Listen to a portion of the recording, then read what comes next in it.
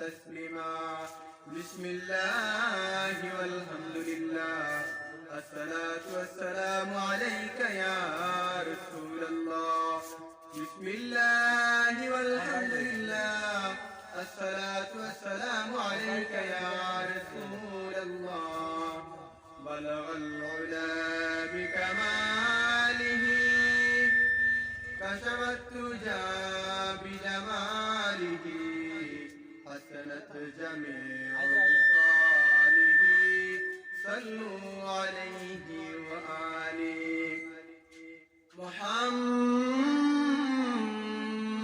نے तमाम दुनिया को उजाला कर दिया मोहम्मद ने तमाम दुनिया को उजाला कर दिया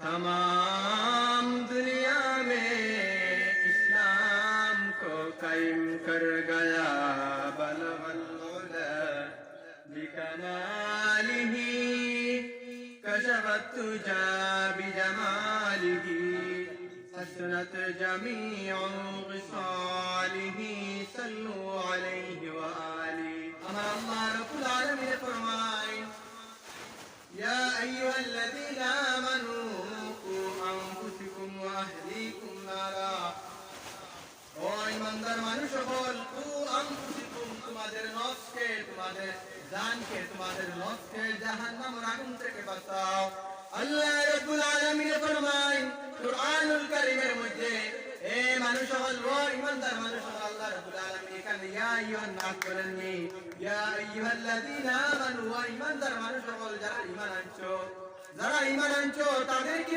বলা হয়েছে ও ইমানদার মানুষ সকল তোমরা কি করো জাহান্নামের আগুন থেকে বাঁচো এবং তোমাদের আহালকে জাহান্নামের আগুন থেকে বাঁচাও তোমরা বাঁচো এবং তোমাদের নফসকে বাঁচাও এবং তোমাদের আহালকে জাহান্নামের আগুন থেকে বাঁচাও জাহান্নামের আগুন বড় ভয়ঙ্কর এই জাহান্নামের আগুন থেকে আমরা সবাই বাঁচতাম এবং আমাদের আহালকে বাঁচাইতাম আল্লাহ রাব্বুল আলামিন কুরআনুল কারীমের মধ্যে বলে দিন বিভিন্ন আয়াতের মধ্যে আল্লাহ রাব্বুল আলামিন জানিয়ে দিল মানুষ সকল ঈমানদার মানুষ সকল তোমরা জাহান্নামের আগুন থেকে বাঁচো এবং তোমাদের আহালকে বাঁচাও বিভিন্ন আয়াতের মধ্যে এই কথা বলা হয়েছে কিন্তু আল্লাহ রাব্বুল আলামিন ফরমায় জাহান্নামের আগুন কত ভয়ঙ্কর এই জাহান্নামের আগুন জাহান্নামের মধ্যে দর্দনাক আযাব দেওয়া হইব এই আযাব থেকে সবাইকে বাঁচাও এবং বাঁচার চেষ্টা করো কেমন জাহান্নামের আগুন কিভাবে আমরা জাহান্নামের আগুন থেকে বাঁচবো আমরা মারা গেলে আমাদের নেক আমল গুলা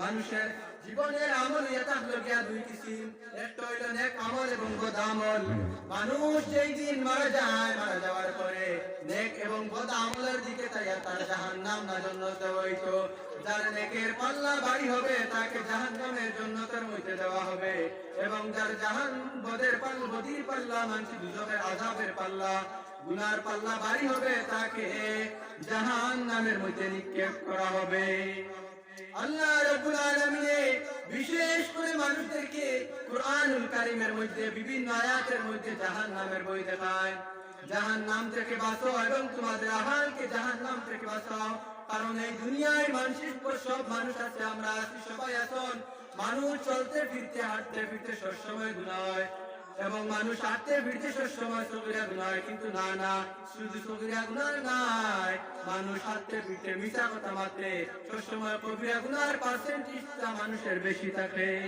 মানুষ যখন ইন্তেকাল করবে ইন্তেকাল করার পর মানুষকে কবরে নিয়ে আমরা রাখি আইমু কবরে রাখার পর মানুষের সওয়াল জবাব হইব যে মানুষে রাসূলুল্লাহ সাল্লাল্লাহু আলাইহি সাল্লামের প্রতি মহব্বত এবং কোন মানুষ যদি কবরের মধ্যে মারা যাওয়ার পরে আযাব দেওয়া হয় তিনটা জিনিসে তিনটা আমলের সওয়াবের দ্বারা মানুষের কবর আযাব পর্যন্ত মাফ হইতে পারে মানুষ মারা যাওয়ার পর তিন কাতা আমলের দরওয়াজা বন্ধ হয়ে যায় যেই সময় কোন মানুষ মারা যায় তখন মানুষের আমলের দরওয়াজা বন্ধ হয়ে যায় কিন্তু রাসূলুল্লাহ সাল্লাল্লাহু আলাইহি সাল্লামের হাদিস মুবারক রাসূলুল্লাহ সাল্লাল্লাহু আলাইহি সাল্লামের কাছ থেকে হযরত আবু হুরায়রা রাদিয়াল্লাহু তাআলা আনহু একটা হাদিস বর্ণিত করেন এই হাদিসের মধ্যে থেকে হাদিসটা বর্ণিত করেন হাদিসের মধ্যে মধ্যে বলা হয় তিনটা জিনিসের আসবাব দিয়ে মানুষ মারা যাওয়ার পর কবরের মধ্যে পৌঁছে। তিনটা জিনিসের সওয়াব দিয়ে যে তিনটা আমল যদি দুনিয়ার মধ্যে কোনো মানুষ যদি করে যায়, এই আমলের সওয়াব দিয়ে মানুষের কবরের মধ্যে গিয়ে পৌঁছে।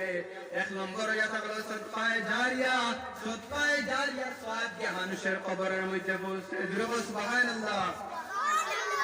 সদকায়ে জারিয়া আল্লাহর ঘরের মধ্যে কোনো মানুষ যদি সদকা দিয়া যায়, আল্লাহ ওয়াস্তে কোনো মানুষ যদি সদকা দিয়া যায়, এই ধরনের বিভিন্ন ধরনের সদকা আছে, বিভিন্ন ধরনের সদকা করা হয়। বিভিন্ন ধরনের সদকা মানুষ করিয়া দেওয়ার পরে মানুষ যেই দিন মারা যায়, মানুষ মারা যাওয়ার পরে কবরের মধ্যে যেই দিন রাখা হইব, রাখার পরে মানুষ কবরের মধ্যে রাখার পরে রাখিয়া আইবা, মানুষ সবাই রাখিয়া আইবা। কোনো মানুষ যদি আযাবের মধ্যে থাকে, সওয়াল করে আযাবের মধ্যে কোনো মানুষ যদি থাকে, কিন্তু এইরকম যদি সদকা করিয়া যায়, এই সওয়াব পৌঁছে মানুষের আযাব পর্যন্ত মাফ হয়ে যায়। আল্লাহ রাসূল সাল্লাল্লাহু আলাইহি সাল্লামের হাদিস থেকে বর্ণিত তিনটা আমলের সওয়াব দিয়ে মানুষের কবরের মধ্যে পৌঁছে। এক নম্বর পাইলাম সদকায়ে জারিয়া, সদকায়ে জারিয়ার সওয়াব দিয়ে মানুষের কবরের মধ্যে পৌঁছে। দুই নম্বর আও ইলমিন ইউনতাফাউ বি, দুই নম্বর ইলম। ইলম হইয়া তাহলে জ্ঞান, জ্ঞান কেমন জ্ঞান? সুশিক্ষা ইলম। ইলম হইয়া তাহলে জ্ঞান যে মানুষের জ্ঞান দিয়া যায় কোনো মানুষকে। ইলম শিক্ষা দিয়া যদি কোনো মানুষ যদি মারা যায়, এই মানুষের সওয়াব গিয়া কবরের মধ্যে গিয়া পৌঁছে। দুই নম্বর পাইলাম ইলম, দুই নম্বর পাইলাম ইলম। কোনো মানুষ যদি অন্য মানুষ, কোনো মানুষ যদি ছাত্রকে ইসলামিক জ্ঞান দেওয়া যায়, ইসলামিক ধর্মিক জ্ঞান দেওয়া যায়, কোরআনের জ্ঞান দেওয়া যায়, এই কোরআন শরীফের জ্ঞান যতদিন চলিত থাকবে, একজন মানুষ, একজন ইমাম সাহেব যদি 5 জন ছাত্রকে কোরআনের জ্ঞান দিলেন, 5টা ছাত্রকে কোরআনের জ্ঞান দিবার কারণে 5টার মধ্যে যদি 3টা ছাত্র কামিয়াব হয়ে যায়, 3টা কইলাম 2টা ছাত্র যদি কামিয়াব হয়ে যায়, ওই 2টা ছাত্র যদি আরো 10টা ছাত্র যদি কোনো মানসিক শিক্ষা দেয়, এই 10টা ছাত্র যদি আরো 10টা যদি ছাত্র শিক্ষা দেয়, এইভাবে ইলমের জ্ঞানটা, এই শিক্ষাটা যদি, এই শিক্ষা কখনো বন্ধ হয় না, কখনো বন্ধ হয় না। এই শিক্ষা সব সময় চলিত থাকে। সেই চলার কারণে মানুষ যদি মারা যায়, 2 নম্বরে কোনো মানুষ যদি সুশিক্ষা, শিক্ষা নয় শুধু সুশিক্ষা দেওয়ার কারণে, ইলম শিক্ষা দেওয়ার কারণে, ইসলামিক শিক্ষা দেওয়ার কারণে, কোরআন শিক্ষা দেওয়ার কারণে, হাদিস শিক্ষা দেওয়ার কারণে, এই মানুষ, কোনো মানুষ যদি মারা যায়, তার কবরের মধ্যে 2 নম্বরে ইলম শিক্ষা দেওয়ার কারণে, ইসলামিক শিক্ষা দেওয়ার কারণে তার কবরের মধ্যে গিয়ে সওয়াব পৌঁছে। 3 নম্বর হইয়া তাহলে গিয়া নেক আওলাদ। সবাই আমরা নেক আওলাদ চাই, কিন্তু কেমনে নেক আওলাদ চাই? গুনার কাম চলে, প্রথমে বিবাহের অনুষ্ঠান হয় বর্তমানকে ডিজে গান দিয়া। আবার আমরা নেক আওলাদ চাই, মসজিদের ইমাম সাহেবকে দোয়ার জন্য বলি, ও ইমাম সাহেব দোয়া করবেন একটা নেক আওলাদের বাবা হতে পারি যেন। ঘরের মধ্যে গানের আওয়াজ চালু করে দিয়ে আবার আলিমুল আমাদের কাছে দোয়া চাই, ওরে ইমাম সাহেব বড় মৌলানা দেখলে দোয়া চাই, সে চাইবে আপনার কাছে দোয়া চাই, একটা আমার নেক সন্তান হইতো দোয়া করবা। নেক সন্তান হইতে পিছনে আপনার কাম লাগবো, আপনার আমল করা লাগবো। আপনি গান বাজনা চলো নামাজের কোনো খবর নাই, নেক আমলের কোনো খবর নাই, ইসলাম একদিকে আর আপনি একদিকে চলেন, আর আপনি নেক আওলাদের বাবা ওইটা কেমনে আশা করেন? সবসময় আল্লাহর কাছে দোয়া করতাম, আল্লাহ আমাকে একটা নেক আওলাদ দান করো। কেমনে দোয়া করতাম? সবসময় 5 ওয়াক্ত নামাজ আদায় করতাম, আপনার স্ত্রী এবং আপনি 5 ওয়াক্ত নামাজ আদায় করতাম। আর ছেলে সন্তানকে, যে ছেলে আপনার ঘরের মধ্যে যদি কোনো ছেলে সন্তান থাকে, এই ছেলেকে ইসলামিক জ্ঞানের দিকে আপনি আকৃষ্ট করেন। শুধু ইসলামিক জ্ঞান শিক্ষা দেন, আলিম উলামা তা বলেন না। ইসলামিক জ্ঞান দেন, তা কোনো আলিম উলামারা বলেন না। ইসলামিক জ্ঞান দাও, জেনারেল জ্ঞান দরকার আছে। জেনারেল শিক্ষা আমাদের মুসলমান বহুত পিছনে আছেন, জেনারেল জ্ঞানেরও দরকার আছে। জেনারেল শিক্ষা ওদের অসুবিধা নাই, কিন্তু একজন মুসলমান যুবক হিসাবে, একজন মুসলমান ঘরের সন্তান হিসাবে যতটুকু ইসলামের জ্ঞান দেওয়া দরকার, যতটুকু মানুষকে এই মুসলমান যুবক হিসাবে, মুসলমান সন্তান হিসাবে চলার প্রতি যতটা জ্ঞান দরকার আছে, এতটা জ্ঞান দেওয়া এই ছেলেকে দরকার। কোরআনের জ্ঞান দেওয়া দরকার, মাসলা মাসাইল, কোনটা জায়েজ, কোনটা নাজায়েজ, কোনটা হালাল, কোনটা হারাম, এসব যদি সন্তান জানেন, আপনি নেক আওলাদ কিভাবে আপনি কবরের মধ্যে সওয়াব পৌঁছিব। আপনার ছেলের হাতে আপনি মোবাইল খুলে যে আপনার ছেলে ফ্রি ফায়ার খেলে আপনি যদি মারা যান, এই ছেলের পক্ষ থেকে আপনি হাত তুইয়া যাবার কারণে আপনার খবরে কেমনে সব পৌঁছবে। ওরে মা বাবার মা বাবা ও মা সন্তানের মা বাবা হল তোমাদের কাছে একটা অনুরোধ করে বলে যাই, সন্তানের মা বাবা হয়েছ ভালো কথা, এই সন্তানের কারণে একদিন কি হয়তো আপনি জাহান্নামের আগুনের মধ্যে জ্বলতে পারেন। কেমন সন্তান লালন পালন করতেছেন তা আপনার জানা দরকার আছে, সন্তানের প্রতি আপনার খবর রাখা দরকার আছে। সন্তান কেমনে চলে, কি কাম করে, সন্তানে ইসলামের জ্ঞান পুরাপুরি করে সন্তান মা বাবার কাছে ইসলামের জ্ঞান দেওয়া দরকার। কারণ আল্লাহর নবী মুহাম্মদ আরবি সাল্লাল্লাহু আলাইহি সাল্লামের একটা হাদিস আছে, হাদিস শরীফের মধ্যে বলা হয়ে আছে ইসলামিক জ্ঞান ইলম অর্জন করো ইয়া তাহলে জ্ঞান করো, ইলম জ্ঞান অর্জন করো ইয়া তাহলে জ্ঞান করো। কোন সন্তান যদি ইসলামের রাস্তায় কোন মানুষ যদি কোন সন্তান যদি জ্ঞান অর্জন করার রাস্তায় বাইর হয়ে যায়, ফি সাবিলিল্লাহ সে আল্লাহর রাস্তার মধ্যে বাইর হইল। কোন সন্তান যদি ইসলামের জ্ঞান অর্জন করার রাস্তায় বাইর হয়, ফি সাবিলিল্লাহ ইসলাম আল্লাহর রাস্তার মধ্যে শহীদ। কোন মানুষ যদি এই রাস্তার মধ্যে জ্ঞান অর্জন করার মধ্যে মারা যায়, আল্লাহর ফি সাবিলিল্লাহ আল্লাহর রাস্তার মধ্যে শহীদ হইল। কোন সন্তান যদি ইসলামের জ্ঞান অর্জন করার জ্ঞানী মারা যায়, সে শহীদ হইও তার মৌত হইয়া থাকবো গিয়া শহীদ মৌত।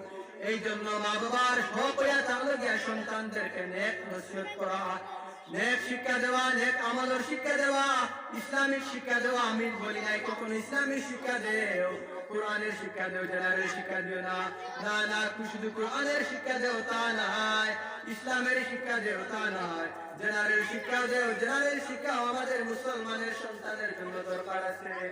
কোন সন্তান যদি শুধু খালি ইসলামের জ্ঞান তুই জেনারেল শিক্ষা, কোন মা বাবা যদি খালি শুধু জেনারেল শিক্ষা দেয়, শুধু খালি জেনারেল শিক্ষা কমপ্লিট করা, শুধু জেনারেল শিক্ষা, ইসলামের জ্ঞান থাকে না। এই ছেলে যখন শিক্ষিত হইয়া আইবে, শিক্ষিত হইয়া এলাকার মধ্যে ইসলাম কিছু বলবে না। তবে যারা শুধু জেনারেল জ্ঞান অর্জন করে, ধর্মিক জ্ঞান নাই, তারা একসময় নাজদিকের রাস্তায় চলে যায়, একসময় ইসলাম কি তা বুঝে না। কখনো ইসলামের বিরোধীতে কমপ্লেন করে, কখনো ইসলামের বিরোধীতে ফেসবুকে দেখবে এই ধর্ম, কিন্তু মুসলমান দেখা যায় বহুত, মুসলমানদের মধ্যে বহুত নাস্তিক দেখা যায় যারা ইসলামের বিরোধিতা করে, কারণ তারা ইসলামের জ্ঞান কম, তারাকে শুধু জেনারেল জ্ঞান দেওয়া হয়েছে। কারণ শুধু কোন মুসলমানের সন্তান যদি শুধু জেনারেল জ্ঞান অর্জন করে, এর দ্বারা কখনো কোন মুসলমানের কল্যাণ হইতে পারে না, কিন্তু কিছু ক্ষতি হইব, ইসলামের ক্ষতি হওয়ার সম্ভাবনা আছে। এই জন্য মুসলমান সন্তানের মা বাবা অনুরোধ করে বলে যায়, সন্তানের মা বাবা হন এক, সন্তানের মা বাবা কেমন এক সন্তান। আপনার এক সন্তান যখন আপনি দোয়া করবেন, দোয়া করার মাঝে একটা দোয়া কুরআনুল কারীমের মধ্যে আছে, কুরআনুল কারীমের মধ্যে সব দোয়া শিখাইয়া দেওয়া আছে। এই কুরআনুল কারীমের মধ্যে একই জিনিস নাই, तमाम জিনিস কুরআনের মধ্যে বলা হয়েছে। জাহান্নামের কথা কুরআনুল কারীমের মধ্যে বলা হয়েছে, জান্নাতের কথা কুরআনুল কারীমের মধ্যে বলা হয়েছে, সব কিছুর কথা কুরআনুল কারীমের মধ্যে বলা হয়েছে। এইভাবে কোন সন্তানকে যদি আল্লাহর রাস্তায় দান করো, আল্লাহর আলিম বানাও, কুরআনের হাফিজ বানাও, কিন্তু আপনার প্রথম কুরআনের হাফিজ যদি বানাও, আল্লাহর রাসূলের হাদিস আছে, মান কারাআল কুরআন ফাস্তাযালাহু ফাহাল্লা হালালা ওয়া হারামা হারামাত লাহুল জান্নাহ ওয়া শাফাহুম বিআশরাতিন মিন আহলি বাইতি কুল্লুহুম কাদ ওয়াজাবাত লাহুল জান্নাহ। আল্লাহ রাসূল সাল্লাল্লাহু আলাইহি ওয়াসাল্লামের একটা হাদিস, মান কারাআল কুরআন, কোন সংখ্যাকে যদি কোরআন শিক্ষা দেওয়া, কোরআন হাফিজ মান কারাআল কুরআন ফাস্তাযালাহু ফাহাল্লা হালালা, হালাল যদি হালাল মানে, হারাম রে যদি হারাম মানে, হালাল যদি হালাল মানিয়া চলে, হারাম রে যদি হারাম মানিয়া চলে, কুরআনের নিয়ম অনুযায়ী চলে, হাফিজ যদি ছেলেটা, কিন্তু কিয়ামতের দিন আল্লাহ রাব্বুল আলামিন ওয়া শাফাহুম বিআশরাতিন মিন আহলি বাইতি, 10 জন সুপারিশকারী অধিকারী দান করবেন আমার আল্লাহ। জোরে বল সুবহানাল্লাহ। 10 জন সুপারিশকারী দান করবে আমার আল্লাহ। আমার আল্লাহ রাব্বুল আলামিনের কুরআনের সম্মান আছে, হাফিজ সাহেবদের কেমন সম্মান আমার আল্লাহর কাছে সম্মান আছে। এই জন্য এলাকার যুবক ভাই হল ইসলামিক জ্ঞান থাকে না, যে কোনো মাসলা মাসাইল জানা দরকার থাকে না, মসজিদের ইমাম সাহেব আছেন, আলিম ওলামা আছেন, ওগুলা জায়েজ না জায়েজ সেটা আমাদের জানা দরকার আছে। কোনটা জায়েজ নাই, কোনটা জায়েজ, কোনটা হারাম, কোনটা হালাল জানা দরকার আছে। যেগুলো মুসলমান সন্তান হিসাবে, মুসলমান যুবক হিসাবে পুরাপুরি ইসলামিক জ্ঞান যদি কোরআন পড়া জানো না অসুবিধা নাই, তবে আপনার কর্তব্য ইয়াতা হলো গিয়া ইসলামের জ্ঞান যদি থাকে না, আপনি একজন মুসলমানে কোন আমল করবা, কোন সময় কোন আমলের মধ্যে কি করা লাগে তা যদি জানা থাকে না, আমল কিভাবে কবুল হবে? যে কোনো আমল করো যুবক সন্তান, যে কোনো নামাজ আদায় করো, নামাজে আদায় করার পিছনে তোমার সূরাগুলা ঠিক করা লাগবে। নামাজ আদায় করার পিছনে আপনার সূরাগুলা কেমনে ঠিক করা লাগবে যদি জানা থাকে না, সূরা কোনটা ভুল যদি সূরা হইয়া থাকে, কোনটা মুস্তাহাব, তামাম কিছু ইসলামের মধ্যে যদি আপনি যুবক কোন মুসলমান যুবক যেটা আল্লাহর কাছে সেটা সম্ভব হইতো নাই। আমরা সাধারণ নামাজ পড়ি, কত যুবক আছি নামাজের মধ্যে সূরা ভুল আছে।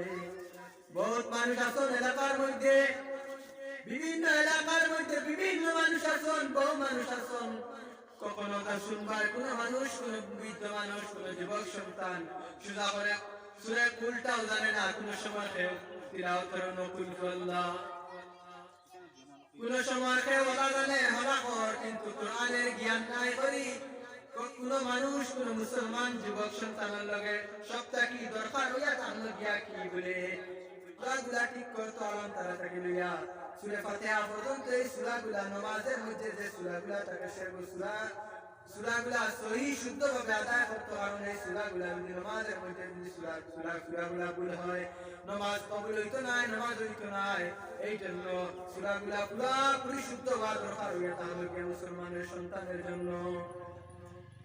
মুসলমান মা বাবা হয়েছেন ভালো কথা, নেক আওলাদ তুইয়া যাইতা ভালো কথা। কেমন নেক আওলাদ তুইয়া গেলে কবরের মধ্যে সওয়াব পৌঁছিব। যখন মা বাবা মারা যাইবা আর আপনি একটা আওলাদ তুইয়া গেছেন, যে আওলাদ গান সিনেমার মধ্যে লিপ্ত থাকেন, কুরআন হাদিসের কোনো খবর নাই, নামাজের কোনো খবর নাই, সবসময় হারাম খামর মধ্যে লিপ্ত থাকে, এই ছেলের সওয়াব কি আপনার কবরের মধ্যে কখনো পৌঁছিত না। কিন্তু ওই ছেলের